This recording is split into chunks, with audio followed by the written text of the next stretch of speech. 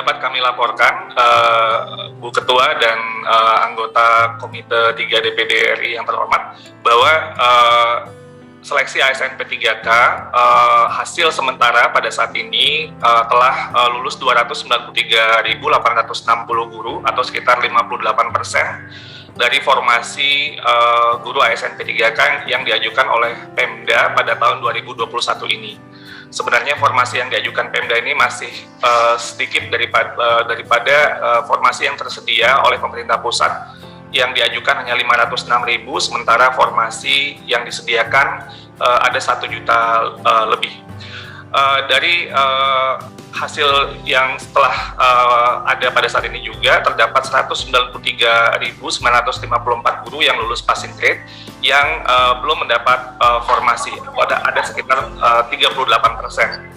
Dan di sini tentunya kita sedang memperjuangkan posisi kami memperjuangkan bagaimana guru-guru honor.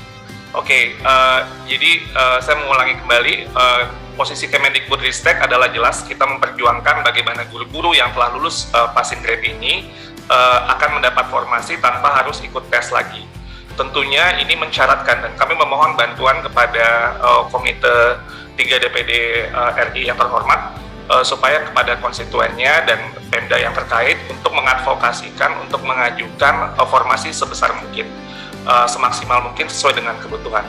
Karena tanpa ada pengajuan formasi oleh daerah, tentunya hal ini tidak bisa terselesaikan.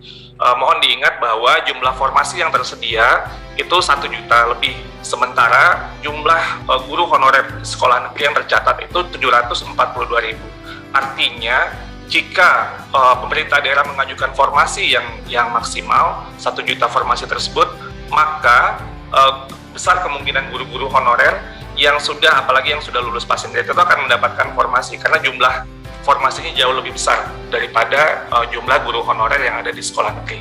Jadi itu kunci utama dan perlu kita advokasikan bersama-sama. Selain itu,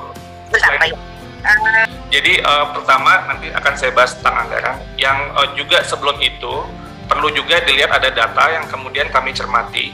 Ada 117.000 formasi, 117.939 formasi yang sama sekali tidak dilamar oleh guru-guru kita di tahap 1 dan tahap 2. Ini sekitar 20% dari formasi yang tersedia tapi tidak dilamar sama sekali, satu pun tidak ada yang melamar di tahap 1 dan tahap kedua.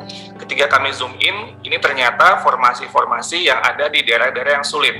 Jadi ada beberapa kondisi di mana guru-guru kita dalam satu daerah kewenangan pemerintah daerah, mereka memilih bukan di tempat yang sebenarnya mereka lebih, mungkin tempat mereka sudah mengajar yang kondisinya sulit, tapi mereka memilih di daerah yang lebih mungkin lebih dekat ke kota dan lain sebagainya, sehingga 117.000 formasi yang tersedia yang tidak sama sekali tidak ada pelamarnya ini juga menjadi catatan bagi kita, yang sebenarnya guru yang lulus passing grade tadi bisa jadi ini bisa mengisi formasi-formasi yang masih belum ada pelamarnya ini. Nah, terkait dengan anggaran dapat saya sampaikan bahwa dari Kementerian Keuangan sudah menyampaikan kepada seluruh pemerintah daerah, ada pertama, selain dari Undang-Undang Nomor 9 Tahun 2020 tentang APBN, ada surat langsung dari Kementerian Keuangan nomor S46/PK/2021 tertanggal 31 Maret 2021 kepada seluruh gubernur, bupati, wali kota tentang perhitungan anggaran P3K dalam alokasi DAU tahun anggaran 2021.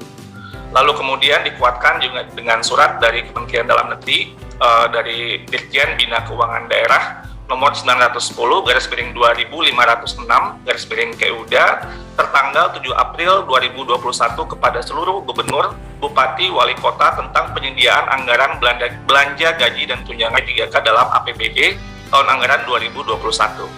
Bahkan secara spesifik dari Dirjen Perimbangan Keuangan Kementerian Keuangan juga menyurati kepada seluruh gubernur, bupati, dan wali kota nomor S98/PK/2021 tentang perhitungan secara rinci berapa formasi yang ada dialokasikan dalam perhitungan gaji guru P3K di masing-masing Pemdanya, dan berapa anggaran yang dialokasikan dan anggaran ini bersifat earmark atau dikunci, artinya penggunaannya harus spesifik untuk kebutuhan gaji guru P3K yang tidak bisa digunakan untuk belanja yang lain. Ini dijelaskan oleh Kementerian Keuangan pada suratnya tertanggal 25 Juni tahun 2021. Nah, untuk tahun 2022 kita sudah menghitung ada 758.000 formasi, termasuk guru yang pensiun, termasuk guru agama, dan ini sudah dialokasikan di APBN sesuai dengan Undang-Undang Nomor 6 Tahun 2021, dan Kementerian Keuangan telah mengirimkan surat kembali, surat dari Dirjen Perimbangan Keuangan nomor S204/PK/2021 tertanggal 13 Desember 2021 kepada seluruh bupati, gubernur, bupati, dan wali kota tentang perhitungan anggaran P3K guru dalam alokasi DAU tahun anggaran 2022, bahwa perhitungan kebutuhan gaji untuk formasi ASN daerah dalam alokasi DAU 2022 telah ditetapkan, dan untuk guru-guru yang telah lulus di formasi di seleksi tahun 2021 sudah dialokasikan gaji pokok untuk P3K guru ini sebanyak 14 bulan gaji. Saya ulangi, 14 bulan gaji, termasuk gaji tunjangan hari raya dan kebijakan gaji ke-13, dengan asumsi bahwa penggajian P3K guru yang lulus seleksi tahun 2021 ini sudah dimulai sejak Januari 2022. Ini sudah dianggarkan dan sudah dijelaskan oleh surat dari Kemenkeu kepada seluruh kepala daerah. Lalu untuk kebutuhan gaji pokok guru P3K yang nantinya lulus di seleksi tahun 2022 ini diasumsikan akan dimulai setelah lolos seleksi dan proses seleksi, ada 3 bulan gaji sejak bulan Oktober 2022. Jadi dengan demikian, sekali lagi ditegaskan oleh Dirjen Perimbangan Keuangan bahwa alokasi DAU untuk P3K guru merupakan dana yang ditentukan penggunaannya secara spesifik atau bersifat earmark, sehingga tidak dapat digunakan untuk belanja lain. Ini sudah ditegaskan oleh Kementerian Keuangan juga. Nah, tentunya Bapak Ibu, kami terus mengadvokasikan dan mendengar berbagai aspirasi terkait dengan masalah-masalah yang muncul, misalnya tadi yang disampaikan oleh Pak Bambang. Pertama, mungkin sebelumnya juga ada masalah pemberkasan yang mungkin sebelumnya Bapak Ibu juga sudah mendengar. Dapat kami laporkan bahwa saat ini sudah terjadi pemberkasan untuk tahap 1 dan tahap 2 tentunya oleh BKN yang sebagai Badan Kepegawaian Negara. Karena dalam hal ini kami Kemendikbudristek berfungsi sebagai kementerian teknis. Dan untuk guru yang telah lulus passing grade tapi belum dapat formasi, tadi sudah saya sampaikan bahwa solusi yang utamanya adalah bagi pemerintah daerah untuk mengajukan formasi. Tanpa ini maka tidak bisa kita menyelesaikan masalah formasi yang sebenarnya masih tersedia dan sudah dianggarkan dan dialokasikan dana dan bersifat sudah dikunci atau earmark tadi. Terkait dengan ini termasuk juga guru-guru yang sekolah negeri yang tadi disampaikan kalah bersaing dengan swasta, sebenarnya mereka bisa tetap mendapatkan formasi jika formasinya dibuka. Lalu untuk sekolah swasta kami telah mendengar berbagai aspirasi dan sejak akhir tahun lalu sudah berdiskusi dengan sekolah-sekolah swasta. Juga di awal tahun kami juga sudah mendiskusi mendengar berbagai aspirasi dari berbagai sekolah swasta, termasuk dengan pertemuan dengan Badan Musyawarah Perguruan Swasta tanggal 6 Januari untuk mendengarkan apa yang menjadi masalah dan apa usulan solusi. Dan ternyata memang salah satu yang terkunci adalah dari Undang-Undang ASN, yang sebenarnya pertama memberi hak kepada semua warga negara yang memenuhi syarat untuk mengikuti seleksi ASN, dan dalam hal ini kita melihat bahwa semua warga negara tidak bisa dikecualikan. Yang kedua, bahwa yang lulus dari seleksi aparatur sipil negara ya harus ditugaskan di instansi atau lembaga pemerintah. Jadi ini adalah ketentuan dari undang-undang yang tentunya kami harus tunduk dengan kondisi ini.